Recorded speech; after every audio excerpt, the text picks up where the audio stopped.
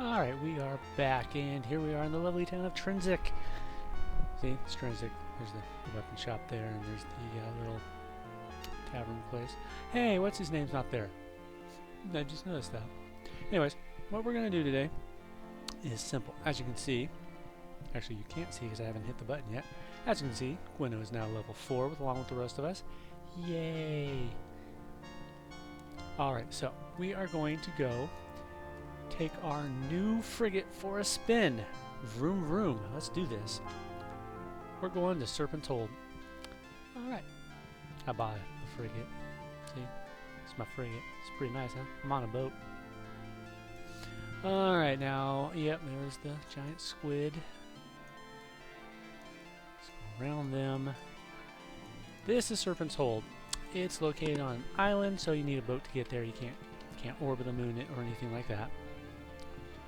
Now, there's something very important that I want to point out. Okay, this is Serpent's Hold.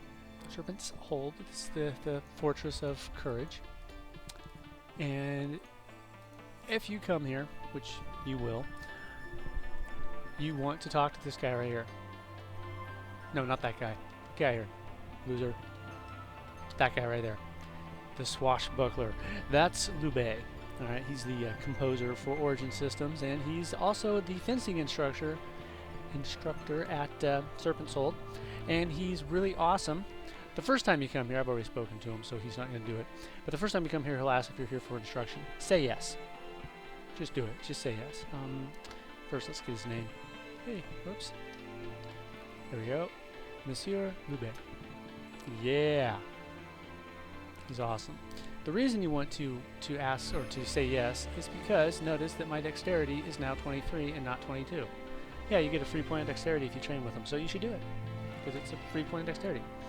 The other reason you come here is, well, this building down here, this guy. Yeah, that's this lovely slab of beef. But we don't know about that yet, so I'm not going to talk about it. Or you could probably come over here and pay your respects to the Flame of Courage here. Behold, the Flame of Courage. Alright, so... Oh, they're not here. Usually this room is filled with fighters. See, there's a fighter, and there's a fighter, and there's Dupre, and I don't see any others. But anyhow, they're not. So, alright. Anyways, this was Sir Simon, and this is Lady Tessa.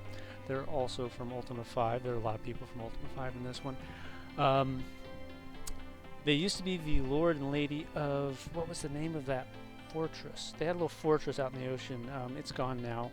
It was destroyed in the cataclysms after Ultima 5. But what was it called? Border March? Grey March? Something March, anyways. They're now the Lord and Lady of Serpent's Hold. Which is odd because I could have swore that Chantray would... No, whatever. I will say this about Ultima 6. I mean, I like Ultima, I really do. But when I play Ultima 6, one of the burning questions that is just constantly echoing throughout my skull is, what the hell were you thinking when you released this? This game is nowhere near polished. It's not complete. I mean, it is just a mess. It contradicts itself constantly. They have some nice little attempts at adding some spice to things like spells, but they do so in such a stupid manner. Like, what the hell were they thinking when they gave us the Eclipse spell? What does it do? It makes the screen dark. So it basically just artificially creates night. No one comments about it. It has no in-game effect, really, except making the screen... I mean, what was the point of that? Flavor. That was some pretty crappy flavor, quite frankly, Gary. What the hell were you thinking? But if you look at later Ultimas, I mean, a storyteller, he is not. I hate to say it, but he's not. I mean, it's just there are so many discrepancies even within the same game. It's just like EverQuest all over again. You've got lore that says, okay, well, you know, on Thursday, Ralosek went to the park and punched Nathaniel Marr in the face. But then you'll have another quest where it's like, yeah, remember that time when Nathaniel Marr went to the park and just started punching Ralosek in the face? Yeah, that was the worst Tuesday of my life. It's like, wait, what? Wait, who did what and what day? Just don't tell us. Don't give us the details if you don't know. And this game, unfortunately, it doesn't know. It really doesn't. But anyways, enough bitching about that. Okay, so we're going to go over here to the tavern. There are 2 companions that you can pick up over here if you want. One of them is new, and one of them is a very old friend. They're not in the tavern? Oh my gosh, I have no idea where they are now. If they're not in the tavern, and they're not in the throne room, I have no idea where these guys are. They look just like Dupre. See? Dupre? Yeah, they look just like him.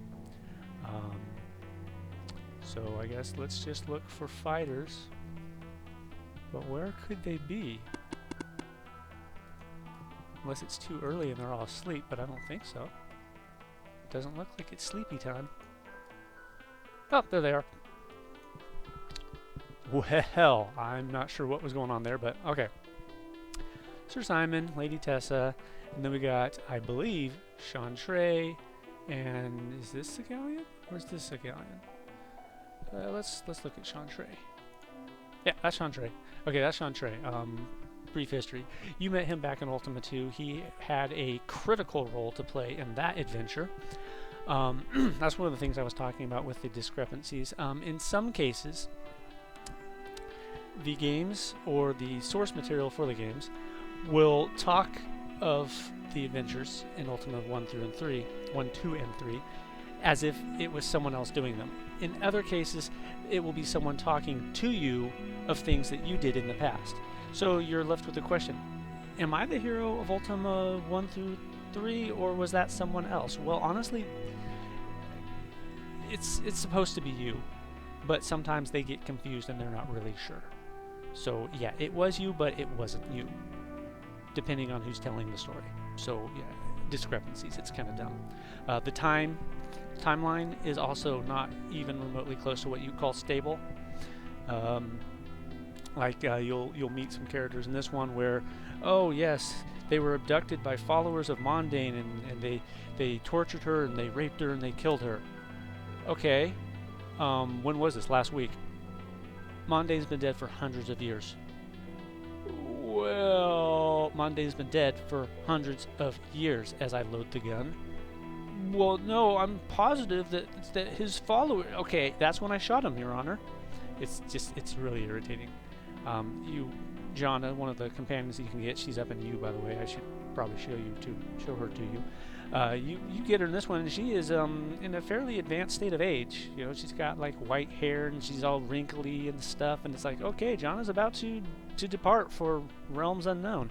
Then you meet her in Ultima 7, which takes place 200 years after this one, and she looks like she is at most 40, but she looks like she's about in her mid-30s. And it's like, you lost a lot of years through the years. That's pretty impressive. It's stupid stuff like that. It's like, come on, guys, can you just try to be consistent? The retconning thing, I can give him a little slack on that because, again, he did not actually sit down to make a story when he was making this. He just kind of, oh, well, we'll just add some little pieces to it, and oh, hey, you know what? If we just change this to this, and oh yeah, look, we got a trilogy. It just kind of happened. But this stuff takes place after all of that. So, it's like, dude, do you not learn from your mistakes? But honestly, Garriott doesn't learn from his mistakes. He has a very interesting outlook on running his business. When he was doing that Tabula Rasa game, he was giving interviews about all this stuff that, he wanted to modernize MMOs and revolutionize them. And I'm looking at all this stuff he's talking about. He was talking about adding stuff like separate instances for your group so that you're not sharing these zones with all these other players doing the same quest. It's like, dude, games have been doing that for like over a decade now. Where the hell have you been? Well, that's the problem with him. He doesn't want to look at what other things are doing because he doesn't view it as keeping up with the competition. He views it as supporting the competition because he had to buy a copy. I'm pretty sure if you buy a copy of EverQuest, Sony is not just going to completely steamroll you from that $15 of sales they got. But whatever. Anyways, this guy was in Ultima 2, and he was very important, and I'm not going to say another word about it because spoilers. Well, okay, I'll say 2 words. Santa Fe. I'm pretty sure that he was in Santa Fe. Anyways, he's a friend of yours. He's really cool. He's in Ultima 7 too, and everyone loves Chantre. So, yeah, Remember this guy, he's awesome. He will join you. He's level 3. He's got pretty decent stats. But the other guy who will join you here is like the powerhouse of all the powerhouses. I think it's this guy. I think this is him. Nope, that's not him. Okay, I was wrong. It is this guy. Segallion. He is kind of like the Avatar, but from a different game. I believe it was called Knights of Legend? Times of Legend? I don't remember what it was called. Anyways, he's the hero, and he's awesome. He's like you. In fact, he was fighting some dreaded beast after he had been rescued by his companions, and it pushed him through a moon gate, which just mysteriously opened behind him for reasons that we'll never know. But I think that was just some bullshit they threw in there because, hey, Easter egg. So I'll cut him slack for that one. You know, that's not canonical lore right there. That was just an Easter egg, so it's okay. But this guy is burly, all right? I mean, you can tell just looking at him. He's got plate mail. He's got a big Viking helmet. He's got a big two-handed sword, and he's like, look at me, I'm Segallion. He's awesome. But he does have one major drawback. He's level 5, so you've only got 3 levels with him. He does have very high stats. His strength alone is 28 to start, so it's like, yay. You could put 2 of those levels into spirituality and get his strength up to 30, and everything else would be up 2 points as well. That would still leave you with 1 level up for his dexterity, and honestly, are you going to put it into intelligence because he's a fighter and can't cast magic? So, yeah, no. So, yeah. But it is a big drawback. He's level 5, so you've only got those 3 levels. But he got stats. He's my boat carrier usually. Actually, no, it's Dupre. I always make Dupre carry the boat. But yeah, you will be coming to Serpent's Hold for the quest. But we don't know about that yet, so I didn't say anything. Alright, let's get on the boat. To the boat. Alright. Let's go here. Alright, see, this is the mainland right here. Notice how there's a channel there, yeah.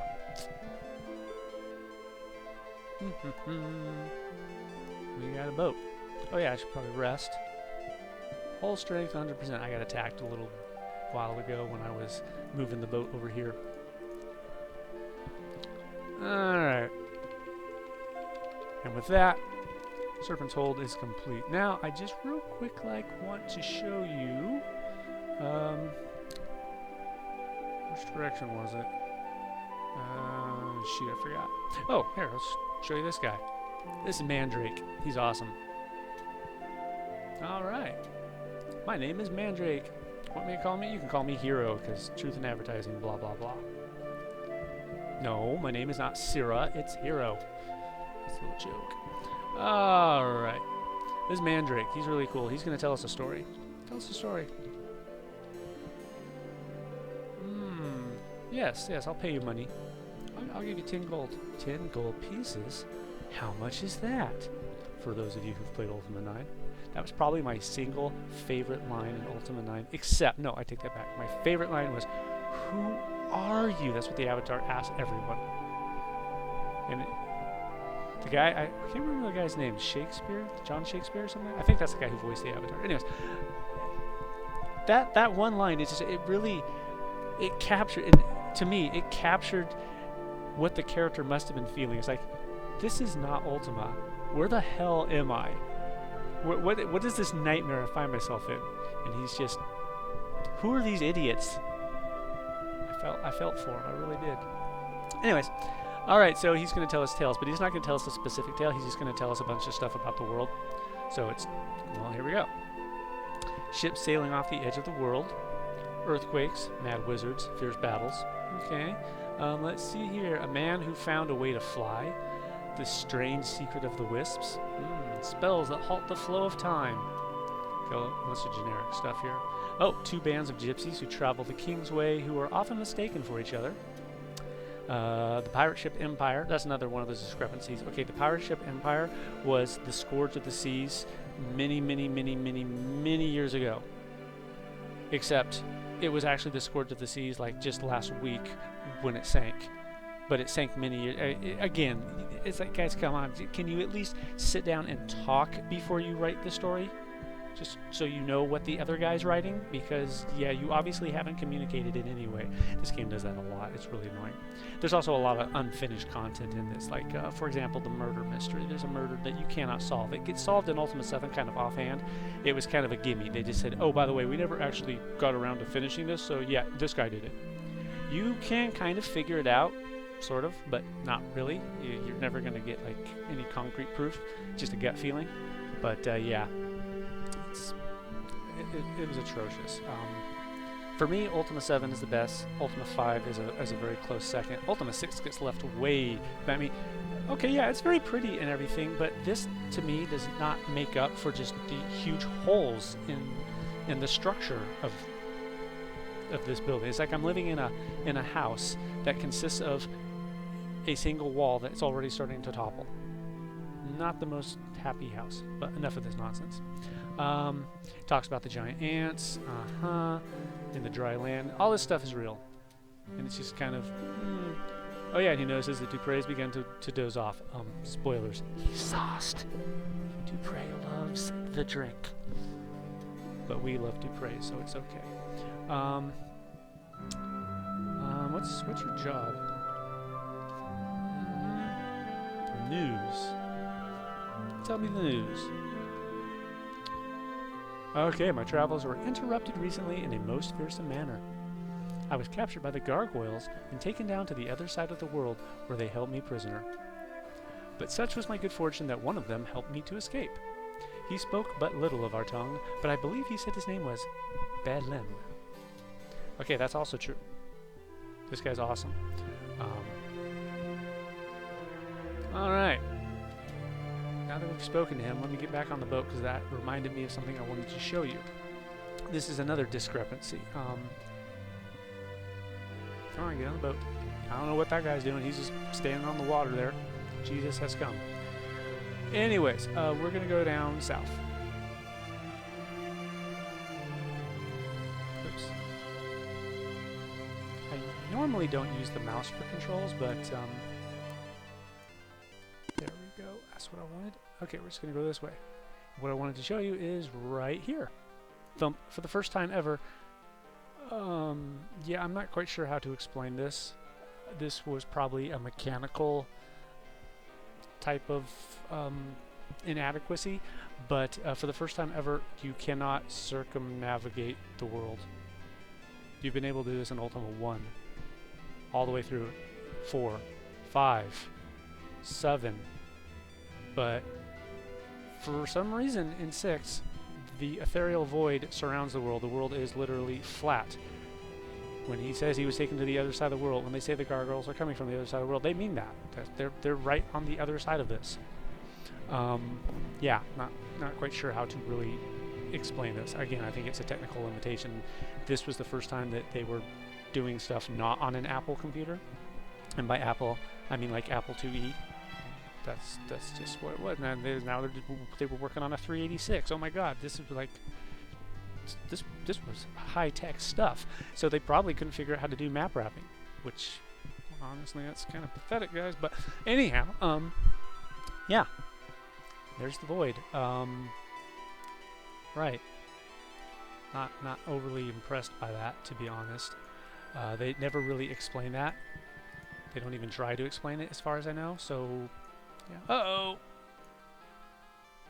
Uh-oh, we gotta go, we gotta run. We gotta run. Watch out for the giant squids. They will attack you, like they just did, and they can cast spells. Watch out for the sea serpents too. Oh no! Oh, I should probably repair my ship. Yep, see, I was damaged. That's how I was damaged the first time too. Giant squid shot me. Stupid squids. Alright, now we can get rid of the ship. Alright, so now I've shown you that. I just want to show you real quick, like, Jana. So, where's my moon? Nope. Gate travel, that's another pointless spell because it takes you to the moon gates. Why the hell would I need a spell to take me to the moon gates when I have the Order of the Moons? Which takes me to the moon gates and to the shrines and to the cities, and it's like, what? Again, this game is sloppy. I like it and all, it's still fun, but it's just from a professional standpoint, it kind of makes me want to throw up. Seriously, you guys dropped the ball. Alright, you're not who I'm looking for. Oh, there she is. That's Jana right there, the blonde. That's actually kind of what she looks like in Ultima 7, just a general impression. But, yeah. Yeah. She's not exactly what you'd call like a spring filly. So I don't know what's going on there. She comes back in 7, she's fine. She's a druid. But she's not in my party. Although she probably should have been, because at least I wouldn't be getting her mixed up with yellow all the time. Whatever. Anyways, next time we're going to go on a little journey to get the shrine of spirituality liberated, even though it hasn't actually been captured. Again, you know, it's like, how do they capture it? They don't know how to get to it. They obviously haven't been there, but they obviously have been there. Discrepancies. Very sloppy game. Fun game, but sloppy. But that's okay, because it served as an inspiration to many other games. For example, Elder Scrolls. Elder Scrolls was based off of Ultima. How's that for cool? You know, basically this is like the granddaddy. You know, you got stuff like D&D, and then, oh, well, let's make a computer game out of it, and you can thank Ultima and Wizardry for that, because that's what they did. SSI games too. Can't forget like Champions of Krynn and all that stuff. But this is where it all started. This is where it all started, when all the CRPG revolution right here. And it's not bad, but again, I have to admit, a lot of it is you know, looking back. Hindsight is 20/20, they say, and they're right. It's like, I look at it now, and I'm like, yeah, guys, how could you not have done that? Well, then again, this was something that some dude was teaching himself how to do. Then he started getting a few more people onto his team, and they were learning as they went, and yeah, you know, they founded a genre for us, and that was cool.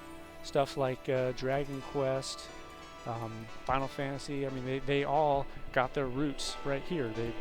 This is awesome. We can improve upon it, and they did improve upon it. I'm not ever going to argue that fact, because it's true, they did improve upon it. But still, they were inspired by this. But enough of that babble. Next time, like I said, we're gonna get that shrine taken care of. We're gonna find that runestone. We're gonna get that mantra. We're gonna buy some spells too, because we need spells. And I'll show you why next time. So peace out, everyone, and see you later.